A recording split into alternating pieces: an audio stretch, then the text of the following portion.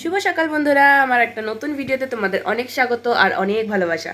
আগের ব্লগে তোমরা দেখতে পেরেছিলে যে আমি বাড়িতে চলে এসেছি, সেই রাত 1:30টাতে এসেছি বাড়িতে।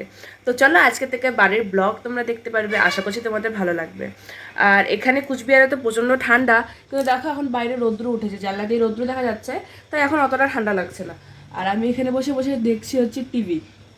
এই বড় টিভিটাতে না নিজের ব্লগ দেখতে বা অন্যদের ব্লগ দেখতে অনেকটাই ভালো লাগে। তো চলো, ব্রেকফাস্ট এখনো কিছু হয়নি, আমি ফ্রেশ হয়ে নিয়েছি, স্নান করে নিয়েছি। তো চলো ব্লগটা শুরু করছি।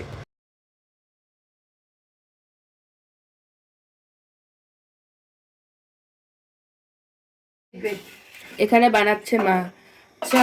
জল কেন দিলা? এটা পুড়ে যাবে, দুধ দেই না। ও দুধ চাল তো দিতেই লাগবে। এখানে আমার মা চা বানাচ্ছে, অনেকক্ষণ থেকে বলছি চা খাবো চা খাবো। চায়ের সাথে কি আছে বলে যাও। চায়ের সাথে হচ্ছে মুড়ি, চানাচুর, ধনেপাতা দিয়ে মাখা।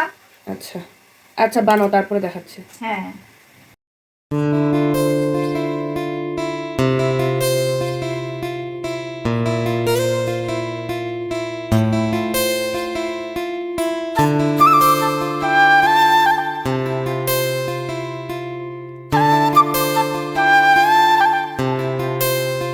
বাইরে খুব সুন্দর রোদ এসেছে, মা রোদে বসে চা খাবো। হ্যাঁ, বাইরে পুরো উঠান ভরে একদম রোদ এসেছে।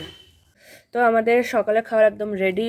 এখানে আছে চানাচুর, মুড়ি, ধনেপাতা, চা, একটা বিস্কুটের প্যাকেটও নিয়েছি।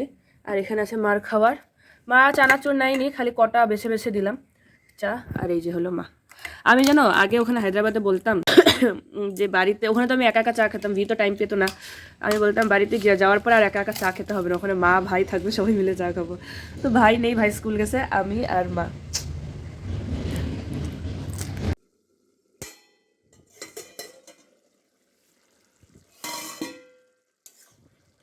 তো চলো, সকালে জলখাবারের পর্ব মিটিয়ে এবার চলে আসলাম দুপুরের পর্বে। জানো আমি বাড়িতে এসে দেখি যে মাদের অসুখ চলছে। তো তারা তো হচ্ছে হলুদ তেল ছাড়া রান্না করছে, সাথে আমি ওগুলোই খাচ্ছি।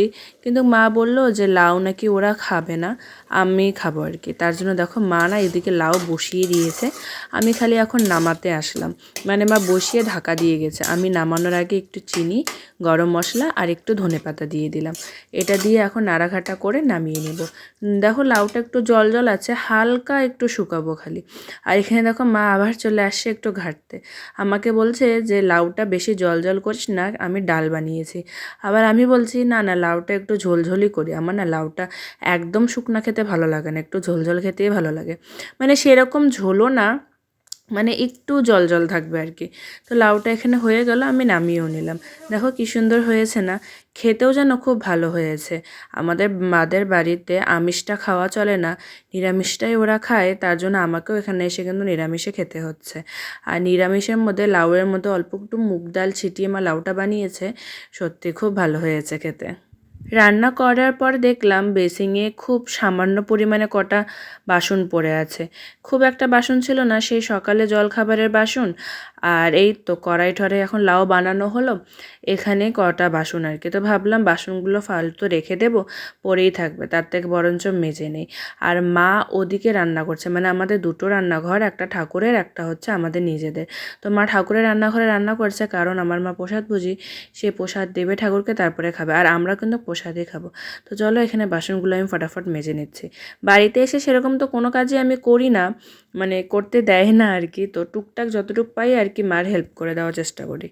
আর প্রেগনেন্সিতে বডিটাকে অ্যাক্টিভ রাখা খুবই ইম্পর্ট্যান্ট, এটা আমরা সবাই জানি। ডক্টর আমাকে বলেছে যে বডিটাকে যত পারবে অ্যাক্টিভ রাখতে, তার সাথে মর্নিং ওয়াকও করতে বলেছে। কিন্তু মর্নিং ওয়াকটা আমার ঠিক হয়ে ওঠে না। আমি ভাবছি শুরু করব, আবার দেখি কবে শুরু করি। যেহেতু মর্নিং ওয়াক আর এক্সট্রা কোনো এক্সারসাইজ আমি করতে পারি না, তাই নিজের বডিটাকে অ্যাক্টিভ রাখার জন্য বাড়ির এই ছোটো মোটো কাজগুলো করে থাকি। তাতে কি হয় বলো তো, আমার বডিটা অ্যাক্টিভও থাকে, আর বাড়ির এই ছোটো মোটো কাজগুলো হয়ে যায়, বাড়ি ঘরে পরিষ্কার থাকে। দেখো বাসনগুলো মেজে আমি এখানে উপর করে রেখেছি, জলটা ঝরে গেলে ঝুড়ির মধ্যে দিয়ে দেবো। তারপর আমি চলে আসলাম আমার রুমে, এসে দেখি যে কটা কাপড় এলোমেলো হয়ে গেছে। এগুলো কোন কাপড় বলো তো, কাল যে আমি এসেছি ট্রেনের থেকে, সেখানে কিছু কাপড় ছিল। চোখের সামনে কাপড়গুলো এলোমেলো হয়ে আছে তো দেখে আর নিজেকে আটকাতে পারলাম না। তাই ভাবলাম যাচ্ছি যখন একবার একটু হাত লাগিয়ে ভাঁজ করে দিয়ে চলে যাই। ভাঁজ করে আবার ওখানেই রাখবো, কারণ এগুলো ঢুকোবো না, এগুলোকে ধুতে হবে তারপরে ঢুকোবো। এই তো আমার সামান্য এগুলো কাজবাজ করতে করতে মার এদিকে রান্নাটাও হয়ে গেছে। দেখো, আর লাউটা কিন্তু খালি আমিই খাবো, মা আর ভাই খাবে না। তো সত্যি লাউটা অনেক টেস্টি হয়েছিল, আমি তো সবগুলো লাউ একাই খেয়ে নিয়েছি। আর এখানে আমি এখন ভাত খেতেও বসে পড়েছি। দুপুরে আমাদের বারান্দায় খুব সুন্দর রোদ্রু এসেছে, তার জন্য ডাইনিং টেবিলে আর না বসে এই রোদ্রেই বসে পড়লাম।